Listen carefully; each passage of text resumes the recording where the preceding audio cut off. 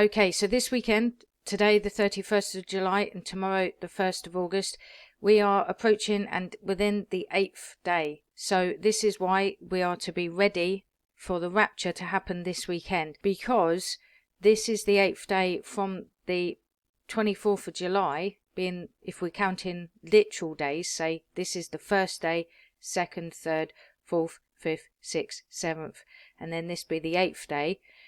Or if it's the 8th day on the calendar, then it would be tomorrow. So technically, they're both 8th days.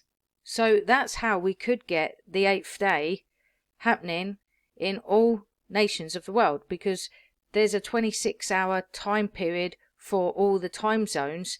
Therefore, because there's 26, you can't get all the nations within a 24-hour time period, but you can, in a sense, when there's 2 8th days going on. Because today could be the 8th day from the new moon day of Saturday, the 24th of July, being the first day. And tomorrow would be the 8th day on the literal calendar, counting from the 1st to the 8th day. So I just want to do a quick video to say be ready this weekend, because this whole weekend really is the 8th day. And this is the day when Jesus lifted up his hands and blessed the people, and he was taken up to heaven.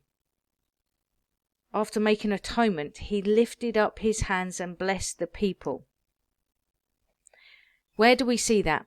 We see that in Leviticus chapter 9, verse 22. Aaron lifts up his hands and blesses the people. Why? To establish the first covenant after making atonement. On what day? The 8th day. And that was after a 7-day purification process, and that was in the first month of the 2nd year of their exodus. So Jesus Christ, coming to establish a new covenant, would therefore make atonement on the 8th day, lifting up his hands and blessing the people in Luke 24 verse 50, and being taken up to heaven is the rapture and our transformation in Christ. Okay, which is what this dual Passover night timeline shows. After 7.5 years, we've gone through the Passion of the Christ, which is a 21-hour time period from 6 p.m. to 3 p.m.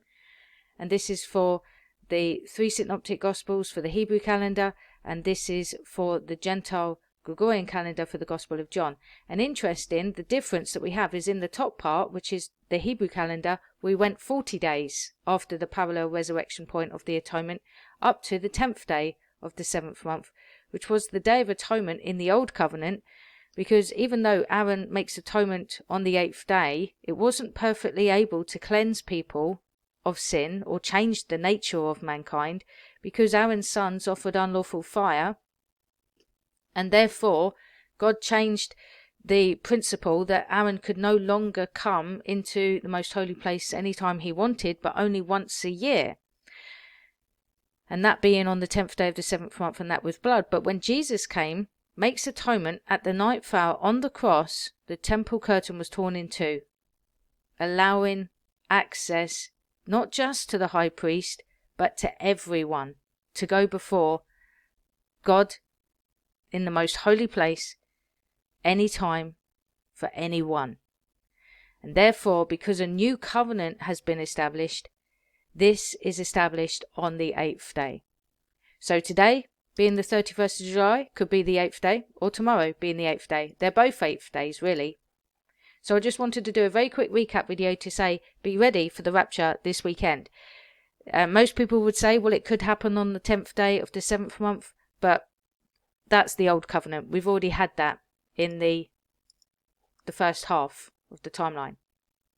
We're looking for the 8th day. Bearing in mind also as well that the timeline does go on until November. Okay, this is the 3rd night. So this is why we should see a revival happen within the night. And remember that Jesus comes like a thief in the night. So whilst we're in the afternoon, we're also in the night. Okay, and Jesus comes like a thief in the night. God bless you, everybody. Have a great day.